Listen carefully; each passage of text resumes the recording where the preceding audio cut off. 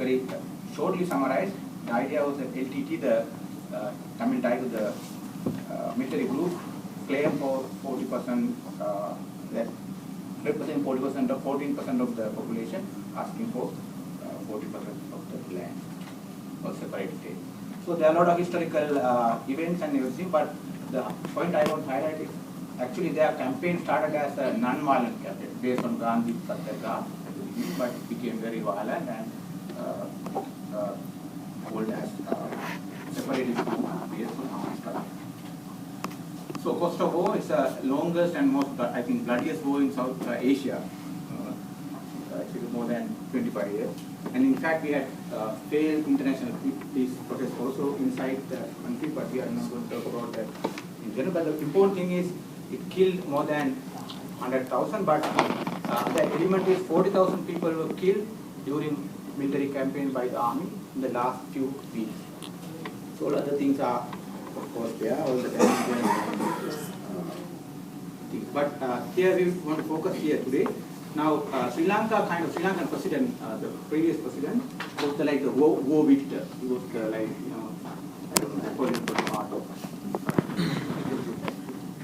French Empire. So he campaigned and he won again and became very popular as a war victor and the savior of the country.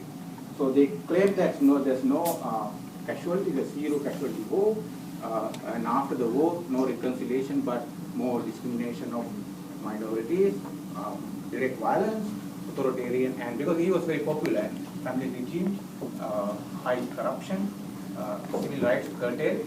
I'm from the majority group, but when I couldn't talk during from 2009 to last year, condemned by most of the international community, and as a result of that, Sri Lankan government became more friendly with China, Libya, Cuba, and such countries. So what happened now, this is where we have the people power last year, 2015. There's a real change in the regime by electoral campaign. So this was not by really a opposition political party, but it was actually people's campaign with middle class, academia, civil society organization, and many different groups involved in appointing the new president. And this president was not really like a traditional leader. He was in fact a minister of the Mahinda Rajapaksa government, but he came out and he became the common cabinet.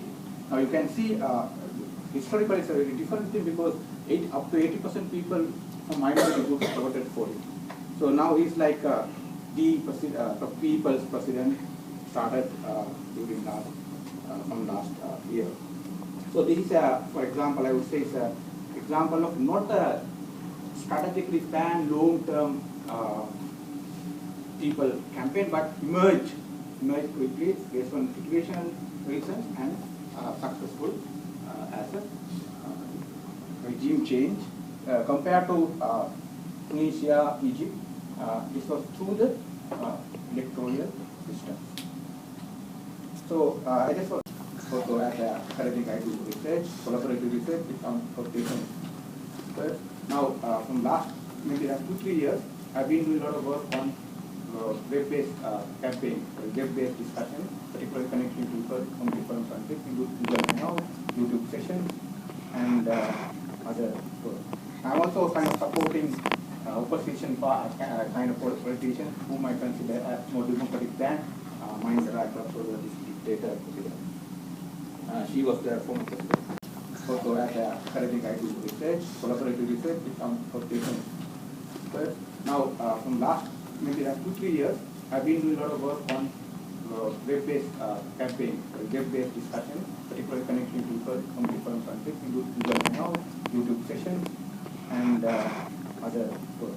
I'm also kind of supporting opposition kind of politicians whom I consider as more democratic than Mahinda Rajapaksa, this dictator president. She was the former president. So this is my personal marketing. If you're interested in learning more. Thank you.